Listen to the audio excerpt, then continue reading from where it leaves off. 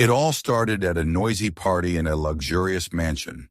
A millionaire, confident in his strength, mockingly challenged the maid. "If you beat me, the mansion is yours." The guests laughed, thinking she would be humiliated. But what happened at the table silenced even the host himself. Subscribe and write in the comments which country you are watching from. The mansion blazed with light like a modern palace risen from marble and glass, its vast ballroom stretching high beneath chandeliers that shimmered with thousands of crystal drops. From the grand staircase, the guests entered as if they were walking onto a stage, gowns trailing across polished stone, tuxedos cut to perfection, jewels glittering like fireflies. The evening was alive with laughter, the clink of champagne flutes, and the subdued notes of a live string quartet tucked into a corner, their bows moving in fluid harmony. Every detail of the night had been calculated to announce wealth, control, and power. At the center of it all was the master of the house, Edward Huntington. He was not merely a host, but the axis around which the entire evening turned. His presence filled the room as surely as the music and the light. Tall, broad-shouldered, his posture was that of a man who had lived in gyms as much as in boardrooms. The tailored black suit could not conceal the physique built from years of boxing, weights, and punishing discipline. He was the kind of man whose handshake crushed with ease, who carried himself with the confidence of someone used to conquering every room he entered. Edward was known not only for his fortune, amassed through a ruthless combination of real estate and financial ventures, but also for his obsession with competition. Whether at the gym, on the tennis court, or in casual wagers with friends, he always needed to prove that he was stronger, faster, more relentless than anyone around him. Tonight was no exception. He moved through his guests like a general inspecting his troops, smiling only when he wished, listening briefly, and always leaving people eager for more of his attention. His laugh was deep, his voice steady, and when he clapped a friend on the back or raised a glass in toast, the gesture carried the force of command. The guests adored him for it. The women leaned in too close when he spoke, captivated by his presence, while the men, even the wealthy bankers and lawyers, laughed too loudly at his jokes, each one eager to align themselves with him. They were used to his dominance, to his endless demonstrations of control, and they accepted their roles in his orbit. The mansion itself was his stage. The towering floral arrangements, the priceless paintings on the walls, the carved oak doors that led into private salons, all of it seemed like an extension of his will. Among the invisible machinery that kept the evening running was the staff, dressed in crisp uniforms, gliding silently between the glittering guests. Waiters balanced trays of champagne, valets darted through side corridors, and maids moved with practiced precision to ensure no glass went empty, no table lost its shine. To the guests they were shadows. To Edward they were tools. And yet among them, there was one presence that seemed different. Her name was Maya. She wore the same simple uniform as the other maid's black dress, white apron, hair tied back neatly, but there was something in the way she carried herself that made her stand apart. Her movements were graceful, efficient, but never hurried or clumsy. She had the posture of someone who had endured long years of labor without ever allowing herself to bend beneath it. Her eyes, dark and steady, seemed to absorb everything, though she kept them lowered most of the time. Where the other maids flinched at a sharp word or hurried nervously when addressed by the guests, Maya moved with a quiet certainty. She had no arrogance, no rebellion in her manner, but her presence carried a dignity that needed no announcement. Edward noticed her because she did not look at him the way others did. Most people, when their eyes met his, gave him that little flicker of deference or admiration. Maya's gaze, when it happened to meet his by accident, was calm, unshaken, as if she were looking not at a master, but at another human being. That, more than anything, caught his attention. and irritated him. The evening pressed on with toasts and music, laughter and whispered alliances forming in corners of the great hall. Edward basked in it, but a part of his mind kept drifting back to the image of the maid who did not cower. He watched her once when she leaned to collect an empty glass, her arms steady, her face expressionless, and it sparked something restless inside him. A man like Edward could not resist the impulse to challenge. It was not enough for him to dominate his peers. He needed to remind everyone, at all times, of his superiority over anyone in his presence. And tonight, with so many eyes watching, the impulse was irresistible. He raised a glass, called for silence, and the guests gathered around him with eager expectation. His speeches were always unpredictable, sometimes charming, sometimes ruthless, but always the center of attention. As he looked across the glittering crowd, his gaze landed, deliberately this time, on Maya. She was near the far side of the room, setting a tray of glasses down, unaware for a moment that she was about to become the focus of every eye in the ballroom. Edward felt the flicker of a smile at the corner of his mouth. The idea had come to him suddenly, born of arrogance and the need to display power, but now it settled in his mind like a challenge too tempting to ignore. He was the strongest man in this house, in this city, perhaps in every room he entered. And tonight, before his guests, he would prove it once again. The laughter and music swelled around him. The night glittered like a crown of jewels. But for Edward Huntington, the party was only just beginning. The party had reached its height. The air was thick with the perfume of orchids and roses, with the bite of champagne bubbles, and the mingling of laughter and music. Guests moved about the hall as though carried by the rhythm of the night. Voices overlapping, conversations running into one another like ripples of water beneath the glitter of chandeliers. Outside the tall glass windows, the city glowed, 1,000 lights scattered across the skyline. Inside, however, the world belonged entirely to Edward Huntington. He stood at the center of the room, tall and commanding, the embodiment of confidence. His earlier speech had already stirred the guests, and their admiration for him had not waned for a moment since. The sound of his laughter carried across the marble floor, drawing smiles, while the strength of his presence made each guest feel they were part of something greater simply by being here. Yet within Edward, the unease remained. That flicker of irritation from the first chapter of the evening, the small but stubborn presence of the maid who had not looked at him with fear, had settled into his mind like a splinter. Every time his eyes roamed across the room, they found her. She was still there, moving quietly, collecting glasses, replacing them with fresh ones, straightening tablecloths, never stumbling, never faltering. It was her very composure that struck him like defiance.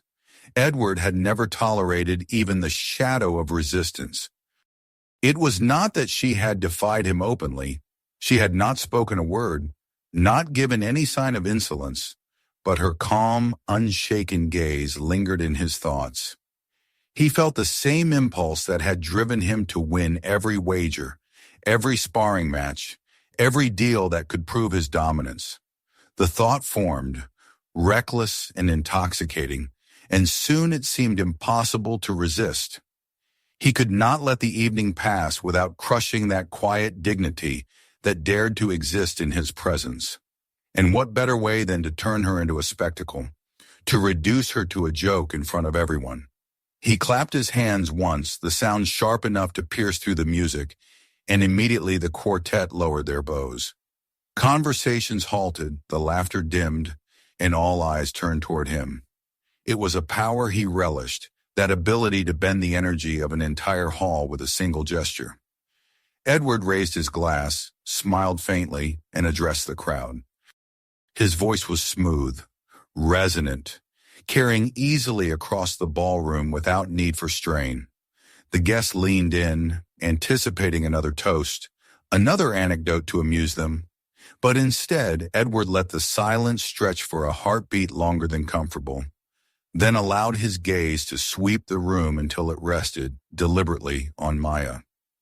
The moment his eyes fixed on her, the room seemed to shift. The guest followed his stare, and the sight of the maid standing near the edge of the crowd stirred a ripple of curiosity. A few soft laughs began, uncertain at first, then louder as realization spread that the master of the house was about to turn the evening into something unusual. Edward beckoned her forward. The gesture was casual, almost dismissive, yet it carried the weight of command. Maya froze for a moment, tray in hand, before lowering it carefully onto a nearby table and stepping forward. Each of her movements was deliberate, controlled, though inside she felt the piercing sensation of 100 eyes on her. The guests whispered to each other, their laughter growing sharper as they imagined what was about to unfold. The sight of the powerful host summoning his maid into the spotlight was amusing to them, another show in a night designed for their entertainment. When she reached him, Edward placed one broad hand on the polished oak table at the center of the hall, the very table where contracts had been signed and fortunes discussed in private meetings. Tonight it would serve another purpose. He leaned slightly over it, his muscles shifting beneath the fine cut of his suit, and then he looked at her as if daring her to refuse. His smile was cool, confident, the smile of a man who knew he could not be beaten. The announcement came with perfect clarity. He told the guests that he intended to challenge the maid to a contest of strength arm wrestling right there before them all. For a moment the room was stunned, then laughter exploded like a wave breaking against stone. Champagne glasses trembled in hands, women covered their mouths with gloved fingers, and men chuckled loudly at the absurdity. A maid against Edward Huntington, the man who crushed opponents in sparring matches, who lifted weights that other men avoided, who represented in every sense the victory of wealth and power combined with physical strength. To them, it was a farce, a joke to crown the evening. But Edward did not stop there. He raised the stakes in a way that made the laughter catch in throats, turning into gasps. He declared that should she win, the mansion itself would belong to her. The words hung in the air like a challenge to fate. At first, no one believed him serious. It was another flourish of arrogance, they thought. Another boast made only to magnify the drama of the moment. But Edward's expression did not waver. His eyes were cold and certain, his tone so firm that even the most skeptical began to realize he meant it. The gasps gave way to renewed laughter, louder than before, but edged with a strange, nervous thrill. It was outrageous, impossible, and therefore irresistible to watch. All attention turned to Maya. She stood in the bright circle of chandeliers, surrounded by wealth and expectation, her dark uniform stark against the glittering gowns and suits. For a heartbeat, she felt the ground tilt beneath her. To refuse would mean humiliation, a dismissal back into invisibility, her dignity stripped by cowardice. To accept meant risking public defeat before the man who thrived on triumphs. But her gaze lifted slowly, meeting Edward's eyes, and in her silence there was neither fear nor pleading. There was only a quiet strength, the kind born not in gyms or arenas, but in years of carrying burdens, of surviving where no applause had ever been given. Edward gestured toward the chair. She sat down opposite him, placing her elbow on the table. The guests surged closer, forming a circle, their excitement buzzing like an electric current through the room. Some of them began making wagers, bills and jewels exchanged in quick hands, confident that the master of the house would crush the maid in seconds. Others pulled out their phones, eager to capture the absurd spectacle for posterity. Even the musicians leaned forward, their instruments forgotten, drawn in by the sheer audacity of what was unfolding. The moment before the match stretched long. Edward rolled back his sleeves with deliberate precision, exposing his forearms, each cord of muscle standing out like steel cables. His hand engulfed hers, large and heavy, the skin roughened from years of boxing gloves and weights.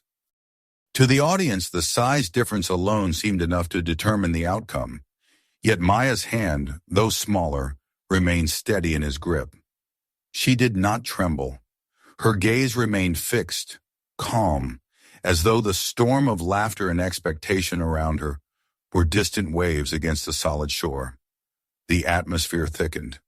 The laughter began to quiet, curiosity overtaking mockery. The orchestra's instruments remained silent, the glasses forgotten, the conversations hushed. All eyes were locked on the strange tableau. The millionaire and the maid, the master and the servant, locked in a contest that seemed to defy the very order of the house. And in that silence, a tension rose, like the moment before the strike of lightning. Edward tightened his grip, his smile widened, confident, triumphant before the battle had even begun. Maya drew a slow breath, and for her, the world narrowed to the feel of the polished oak beneath her arm, the weight of his hand pressing against hers, and the steady rhythm of her own heartbeat. She knew what this was, not just a test of muscle, but a trial of dignity, a chance to prove that strength was not the sole possession of the powerful. The match was about to begin, and the night, which had started as just another glittering display of wealth and excess, was now turning into something none of them could have foreseen. The room was silent, as if the air itself were holding its breath. The circle of guests closed in around the oak table, their jeweled hands clutching glasses forgotten, their laughter suspended, their eyes gleaming with the kind of anticipation usually reserved for great performances or scandalous revelations. In the center of it all sat Edward Huntington, his sleeves rolled up to reveal forearms as hard and corded as cables, his hand gripping the maid's smaller one with the confidence of a man certain of victory. Opposite him, Maya sat with her back straight, her gaze steady, her palm pressed against his in a union of unequal flesh. Her dark eyes were unreadable, her lips neither smiling nor trembling. To the guests she looked out of place, a servant in a room of diamonds. Yet her composure carried a quiet dignity that unsettled the very man who had brought her here. Edward felt the weight of all those eyes, and he relished it. He had been born to dominate crowds, to embody strength and superiority. He had spent years cultivating his body with iron and sweat, boxing through bloodied knuckles, running until his lungs seared, lifting weights heavier than most men dared touch. In every sphere of his life, whether boardroom or gym, victory had been his expectation. Tonight, before this assembly of admirers, he would once more prove that his strength was beyond challenge. The absurdity of it amused him. This maid who carried trays and scrubbed floors dared to sit opposite him as if she were his equal. The contest was already won in his mind, a performance staged for laughter and applause. A voice from among the crowd gave the signal, and the match began. Edward immediately pressed down with force, expecting her hand to bend beneath his, like a reed beneath stone. His muscles tensed, his jaw set, the veins in his neck bulging as he exerted his strength. But to his surprise, her arm did not collapse. It trembled beneath the pressure, yes, but it held, her elbow planted firmly on the polished oak. Her face remained calm, her lips closed, her gaze unwavering. The laughter that had begun to ripple through the crowd faltered, as though someone had plucked a string of tension and silenced it mid-note. He bore down harder, pushing with the confidence of a man who had broken heavier opponents. He was used to resistance, but always resistance that cracked eventually. Resistance that confirmed his strength by yielding in due course. But here, the seconds dragged on, and the maid's hand, though smaller and seemingly weaker, remained locked against his. The table creaked faintly beneath the weight of their contest. Her arms shook with strain, but her will seemed forged of iron. The guests began to murmur. The absurdity of the spectacle had shifted, turned into something unexpected. What was meant to be a simple humiliation was becoming a true contest. Some of the men who had placed casual wagers laughed nervously, while women leaned forward, their eyes shining with a strange mixture of pity and awe. The tension in the room grew heavier with each passing second, until even the quartet of musicians, who had set down their bows, leaned forward with expressions of disbelief. Edward gritted his teeth, his smile slipping into a snarl. He could feel his pride pricked with every heartbeat. He summoned more power, his biceps swelling, his shoulder pressing forward. His breath came in sharp huffs as he bore down on her arm, trying to break the stalemate. Still she held. Her lips pressed together tightly now, her brow furrowed, but her hand did not give way. Sweat glistened on his forehead, unexpected, unwanted. He could sense the eyes of his guests watching, some of them now whispering to each other, no longer so certain of the outcome. The match had gone on longer than anyone expected. It was no longer the spectacle he had intended. It had become something more raw, more dangerous. Edward had never known shame in competition, never faced the possibility of defeat in such a public and ridiculous way. His entire life was built on the image of invincibility, and this maid was threatening to crack it open. He growled under his breath and heaved against her, pouring his strength into the contest. Their clasped hands trembled violently between them, the muscles in his arms screaming with effort. Maya's face tightened with strain now. Her jaw clenched, her shoulders tensed, but still she resisted. And though the physical pressure was enormous, her mind was calm, almost detached. She had spent years carrying loads that left her back aching, scrubbing until her arms felt numb, enduring endless days where strength was not a choice but survival. Every ounce of her body had been honed by necessity, and her will had been forged in fires Edward had never known. He fought for pride. She fought for dignity, and dignity gave her strength beyond muscle. The silence of the guests deepened into awe. No one laughed now. The spectacle had transformed into a drama of sweat and grit, of man against woman, master against servant. And as the seconds passed, it was no longer clear who would win. Some guests leaned forward unconsciously, as though their own bodies were swaying with the rhythm of the struggle. The air in the hall was heavy, as if every breath drawn might tip the balance. Edward felt his strength burning out faster than he had ever experienced. His training, his power, his muscles that had never failed him, suddenly they seemed insufficient. He saw it in the eyes of his guests, saw the shock and disbelief spreading through their faces, and his fury mounted. He roared low in his throat, gathering all of himself for a final surge, determined to crush her hand against the table, to prove once and for all that no servant could rival him. But then he felt it, the slow, inevitable shift. Her arm, trembling yet unyielding, began to press back against his. Inch by inch, with excruciating slowness, his wrist bent. His biceps strained, his shoulder trembled, his chest ached with the effort, yet her strength held firm. Her eyes locked on his, calm and relentless. And for the first time in years, he saw in another's gaze not fear or admiration, but something immovable, something beyond his control. Gasps broke out among the guests as his hand sank lower. The murmurs rose, the shock palpable. No one could believe what they were witnessing. Edward Huntington, the Titan, the conqueror, forced back by the strength of his maid.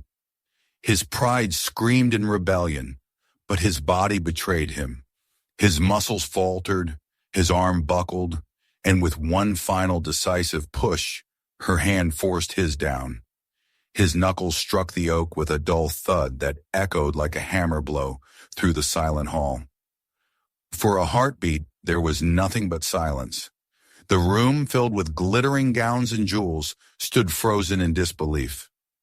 Then the reaction broke, a storm of gasps, laughter, whispers, and even scattered applause. The guests could not contain themselves. They had witnessed the impossible, and the thrill of it electrified them. Some looked at Edward with pity, others with awe for Maya, and many with barely concealed delight at the humiliation of the mighty. Edward sat frozen, his chest heaving, his forehead damp, his hand pinned beneath hers. The humiliation burned through him like fire. Never in his life had he known defeat like this. His jaw tightened, his eyes blazed, but in them flickered something more complicated than fury. There was disbelief, shame, but also an unwilling respect for the quiet, relentless power that had bested him. Maya slowly released his hand and rose from her chair. She did not smile, did not gloat. She stood tall, her face calm, her dignity intact. And for a moment, in the midst of chandeliers and marble, she seemed more powerful than anyone else in the room. The guests stared at her with a mixture of astonishment and reverence. She had been a shadow moments ago, a servant invisible in the corners of the house, and now she stood revealed as a force none of them had expected. Edward's mind spun. His pride was shattered, his reputation cracked, and yet some part of him, deep and unacknowledged, stirred with an emotion he had never felt before. Respect, fear, and perhaps against his will, fascination. He had sought to reduce her to a spectacle, but instead she had reduced him to a man, stripped of the armor of invincibility. The hall erupted in noise as the guests swarmed, their voices buzzing with disbelief and excitement. Bets were counted, laughter rang out, champagne spilled. But at the center of it all, Edward sat in silence, and Maya stood tall, two figures bound together by a contest that had changed them both forever. And though no one yet understood it, the night's laughter and shock were only the beginning. What had seemed a simple game had become a turning point, the first crack in the armor of power and wealth, and the first glimmer of something neither of them could have foreseen. The sound of Edward's knuckles striking the oak table lingered in the ballroom like the aftershock of an explosion. For one suspended instant, silence gripped the room so completely that it seemed as though even the chandeliers had frozen their glitter, afraid to move lest they disturb the fragile stillness. Hundreds of eyes were fixed on the tableau. The mighty master of the house, his arm pressed down in defeat, and the maid who had risen from her chair with a composure that contradicted the absurdity of what had just occurred. The hush shattered in the next heartbeat. Gasps and whispers raced like wildfire through the crowd, voices rising, overlapping, building into a cacophony. Some laughed too loudly, their amusement edged with disbelief. Others covered their mouths, eyes wide with shock.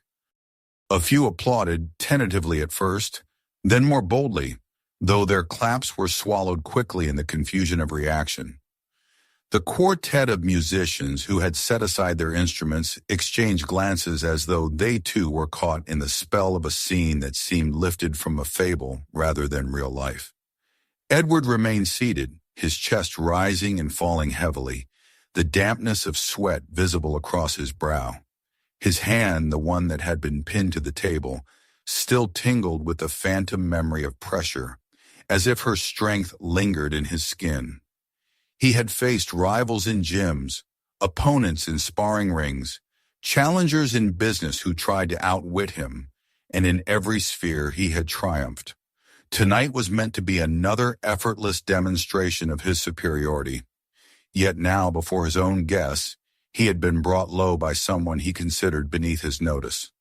The humiliation burned hot and deep, searing his pride in a way he had never known. He lifted his gaze and met hers. Maya did not gloat. She did not revel in her victory. She stood with calm dignity, her hands resting lightly at her sides, her face composed, her eyes steady. There was no malice there, no triumphant smile, only the quiet strength of someone who had endured too much to waste energy on vanity. That composure struck him more sharply than the loss itself. It was not only that she had bested him, but that she had done so without seeking his approval, without any need to bask in the glory of it. Her restraint was a mirror reflecting back to him his own loss.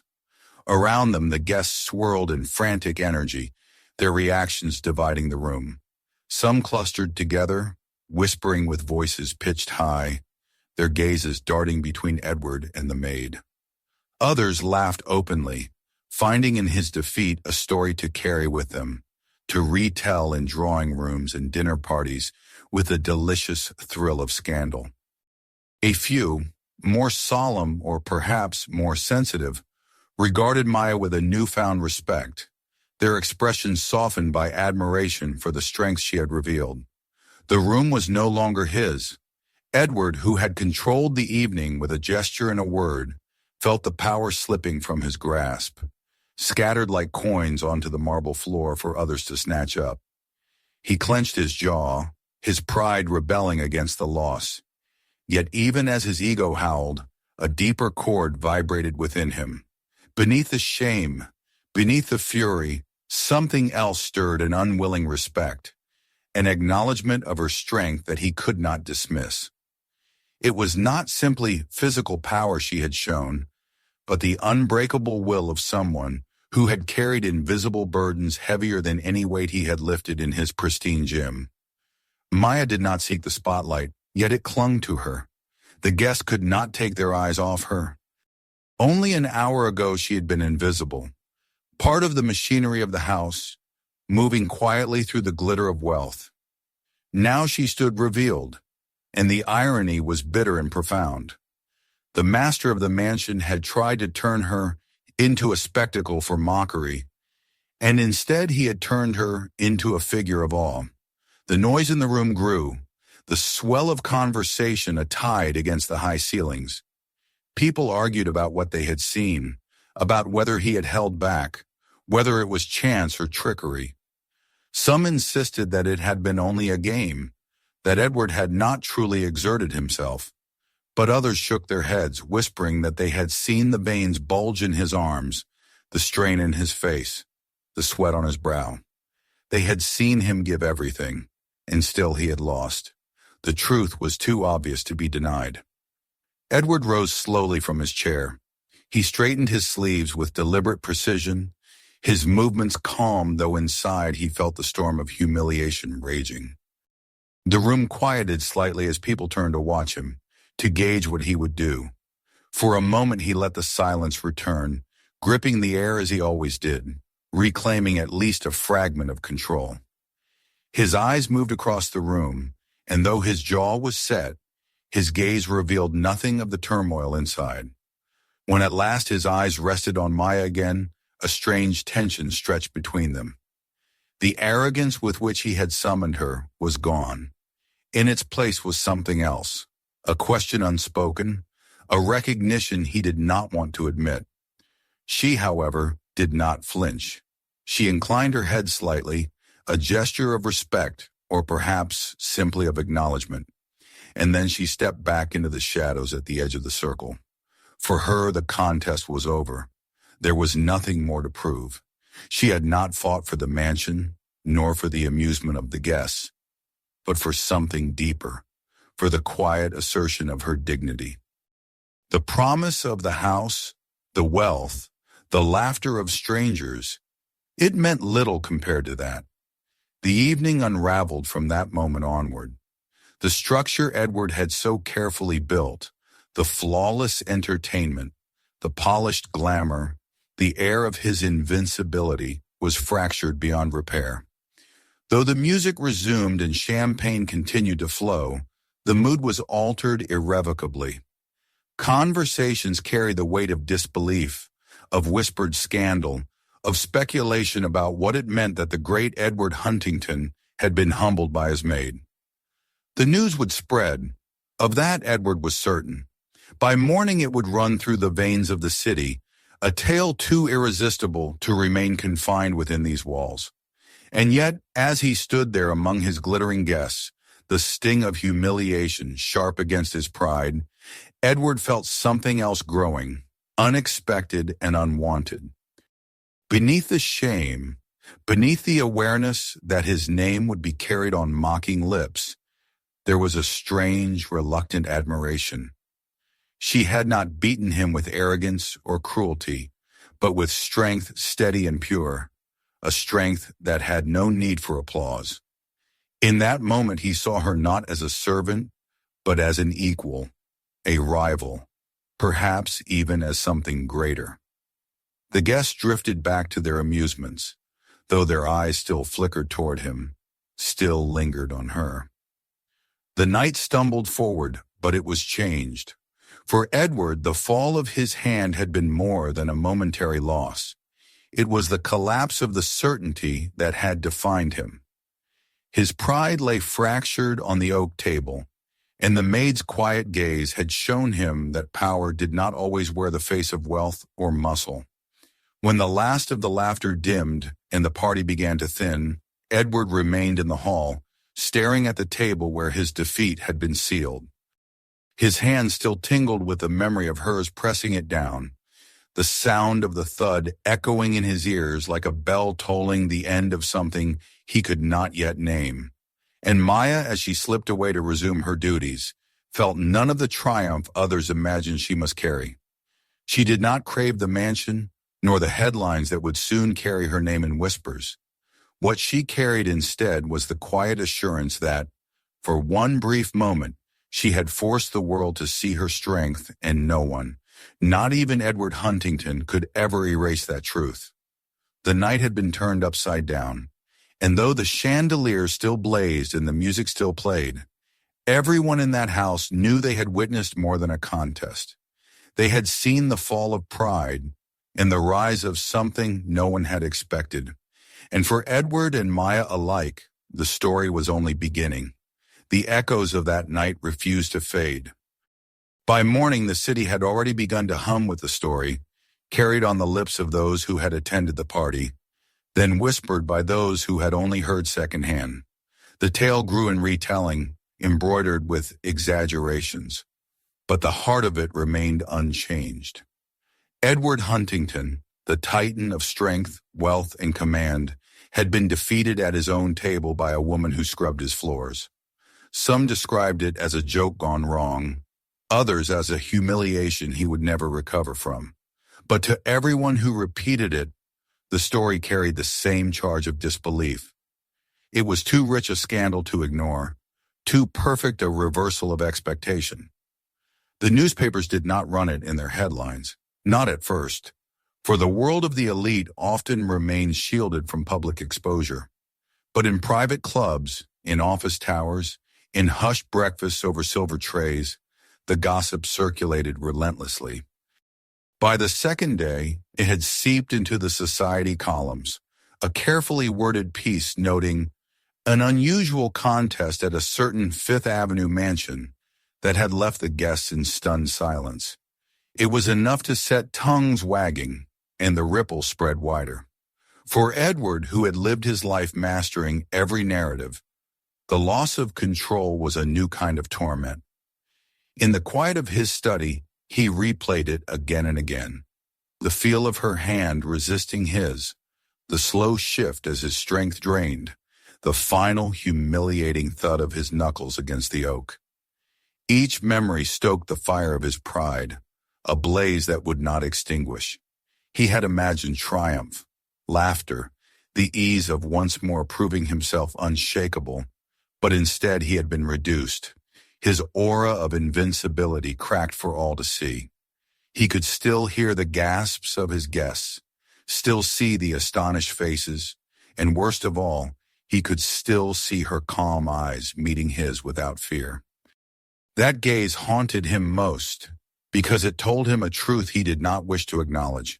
She had not only defeated him in muscle, she had revealed a power that did not bow to wealth, nor to status. Maya, in the days that followed, returned to her duties with the same quiet composure she had always carried. The victory had not altered her movements. She still scrubbed, polished, carried trays and folded linens with steady precision. Yet among the staff, whispers spread. They looked at her differently now, some with awe, others with envy. She did not encourage it, but she could not escape it. The night had marked her, just as it had marked Edward. Wherever she moved in the mansion, she felt the weight of eyes upon her, not only from her fellow workers, but from Edward himself. When he passed her in the corridors now, he no longer regarded her as part of the furniture, as a shadow to be ignored. His eyes lingered, sharp and searching, as though he were trying to decode the secret of her strength. The arrogance that once shaped his glances had been replaced with something more complex. There was anger still. Yes, the kind of anger a man feels when reminded of his own vulnerability. But there was also curiosity, and behind it, a reluctant respect that unsettled him more than the anger ever could. The world beyond the mansion did not let the matter rest. Business partners spoke with a forced levity about the legendary arm wrestling match. Investors joked quietly about whether Edward would place his company on the line next time.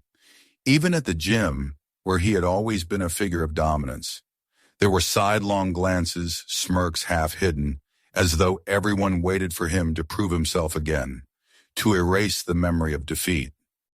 He trained harder, punished his body with iron and sweat until his muscles screamed. But no matter how many weights he lifted, the memory of that night remained immovable as stone. Maya, meanwhile, found herself caught in a paradox.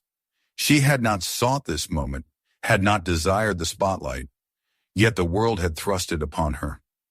Some among the staff treated her with newfound deference, while others avoided her, wary of being associated with someone who had humiliated their master. She herself remained unchanged, steady, though inside she carried a quiet flame of pride. For the first time, her strength had been seen. For the first time, she had forced the world of wealth and arrogance to acknowledge her. The tension between her and Edward grew in silence. An invisible cord stretched taut across the grand rooms of the mansion. He spoke to her rarely, and when he did, his words were clipped, controlled. Yet his eyes told more than his voice.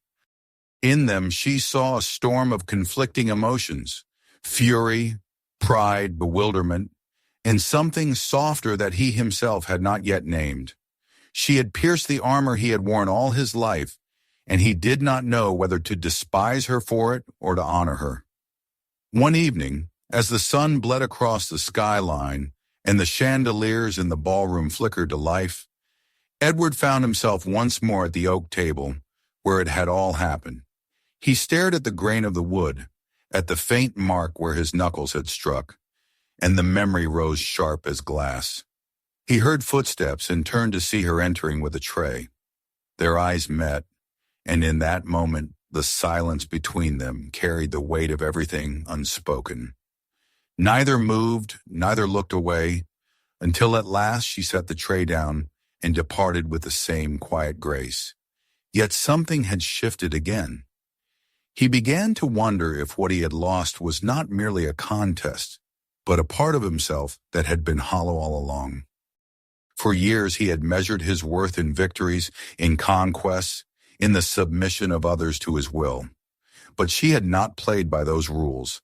She had not bowed, not begged, not sought advantage.